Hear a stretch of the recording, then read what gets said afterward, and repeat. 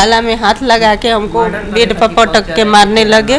Mummy आप आ जाइए, नहीं तो मेरा जान नहीं बचेगा। हम लड़की को लोग ताला मार के रखले रहे लोग। ननद हमरा के बहुत मार ली। दहेज 5 लाख दिया गया था 2013 में। मेरे चाचा लोग भी चाहते हैं ना मैम कि मेरा प्रॉपर्टी ले लें। लड़का अब हम क्या बताएं, एक दिन मेरे पास नहीं आया। मेरा भी बचपना था, इतना ही नहीं था।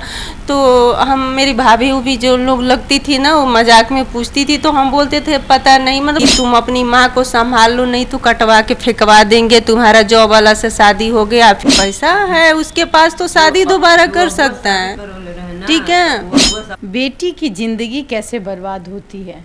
अगर दामाद अच्छा मिले तो ससुराल में बेटी का बास हो जाता है। अगर दामाद ही हैवान मिले तो बेटी का जीना मुश्किल हो जाता है। ऐसे में एक आर्मी का सिपाही, कहे तो रंगीला किस्म का, बेटी को पैर की जूती बनाने वाला शादी करता है। शादी करने के बाद एक लड़की का सपना होता है अपने पति के साथ खुशहाली से अपने परिवार के मान सम्मान को रखते हुए ससुराल में जाकर अपने पति, और उस तरीके से जिस तरीके से देखा जाता कि जब बेटी विदा होती है तब ये सोच के विदा होती है कि यहाँ माँ का घर है, और जब हम ससुराल जाएंगे तो वो हमारा अपना घर होता है और वहाँ से हमारी अर्थी निकलती है। लेकिन ये आर्मी का जवान हैवान निकला। शादी कर अपनी पत्नी को इतना प्रताड़ना कोई कैसे दे सकता है।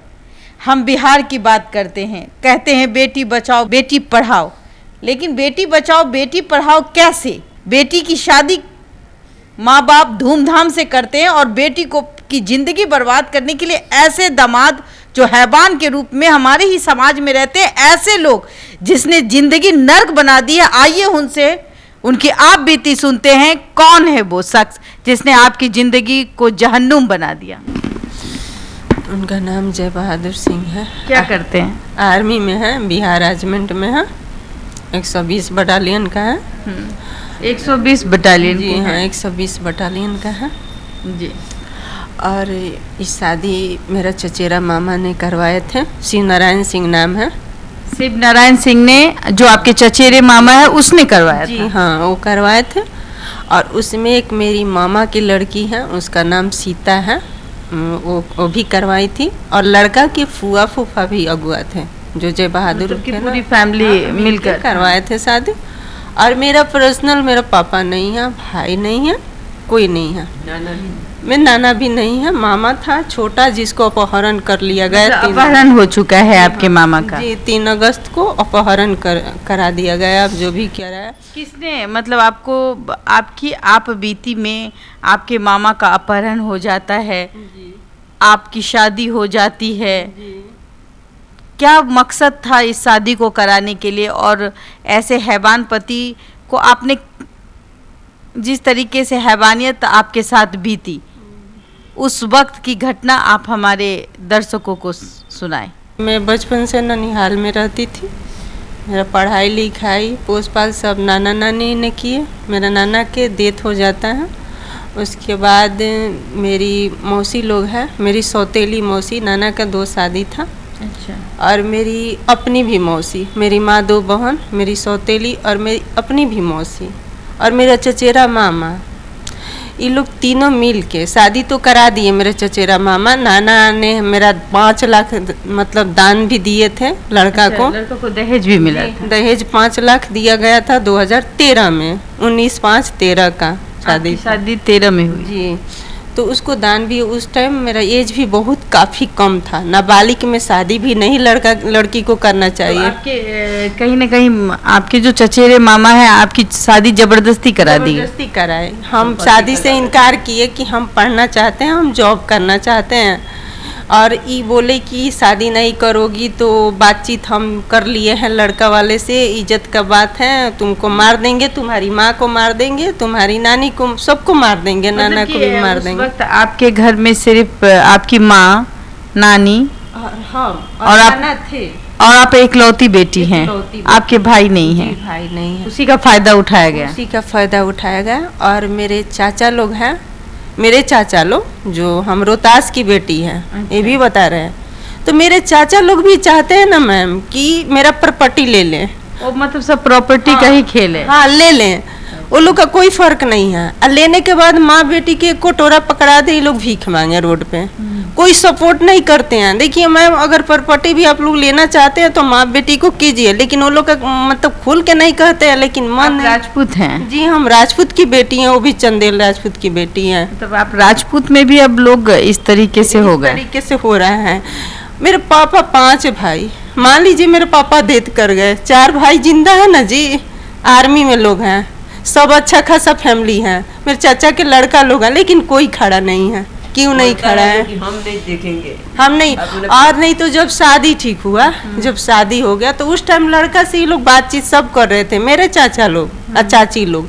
लड़का को बुलाए, सब कुछ किए, फिर अपना बातचीत जैसे लग रहा था ना कि मेरी माँ सासू माँ नहीं है, वो लोग सासू माँ है। कोई वैल्यू ना रहे।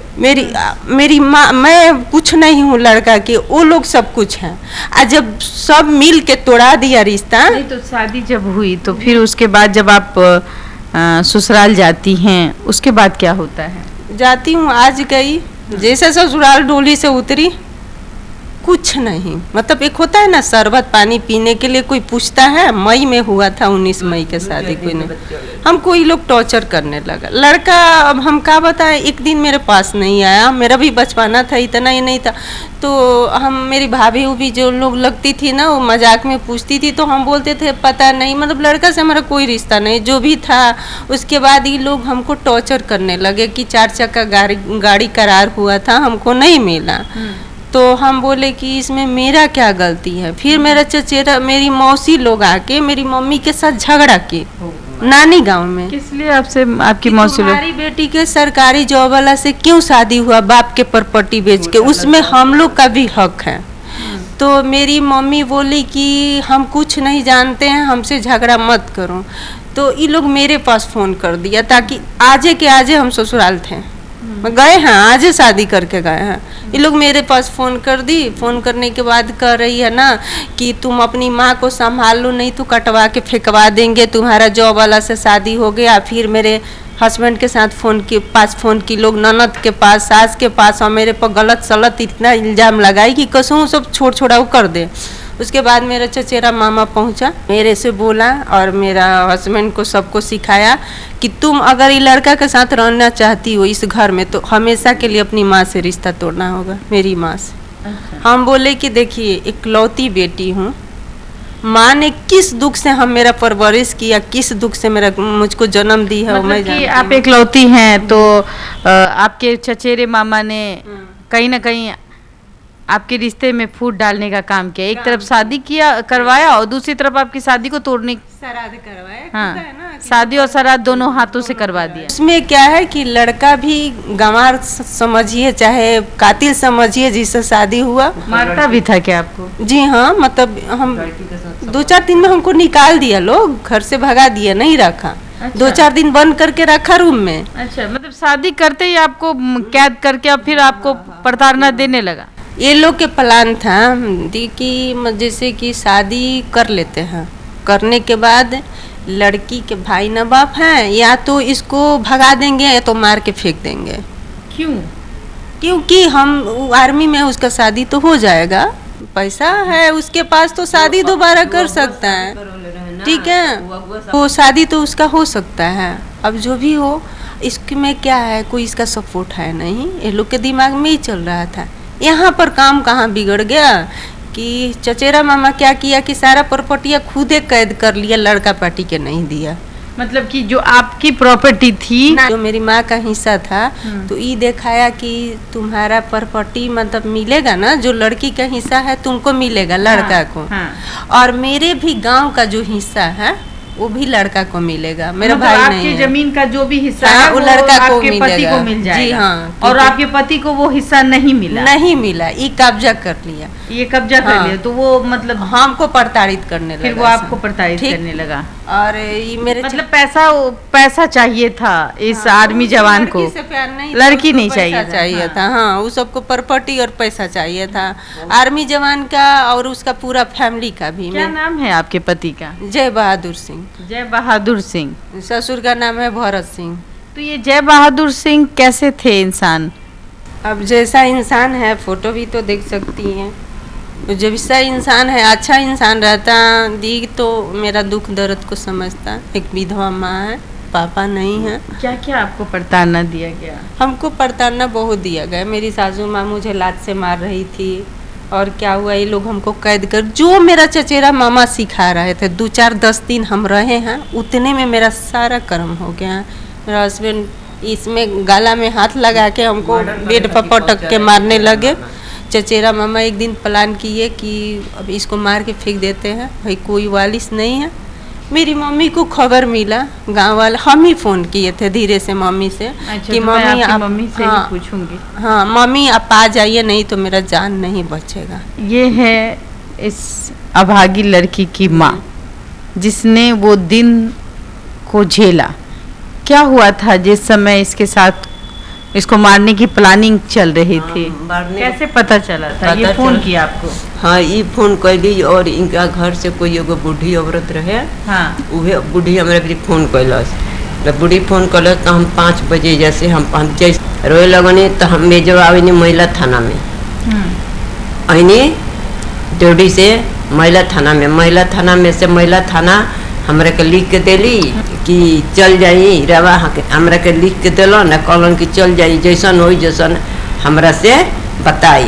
जब लड़की के पास में हम जाते हैं तो हमारा लड़की को लोग ताला मार के रखले रहे लोग। ताला मार के रखा हुआ था? लड़की के ताला मार। कितना दिन से ताला मार के रखा हुआ था? जब 2-4 दिन ताला मार के खाना हुना हमारे लड़की के ना दिले रहे।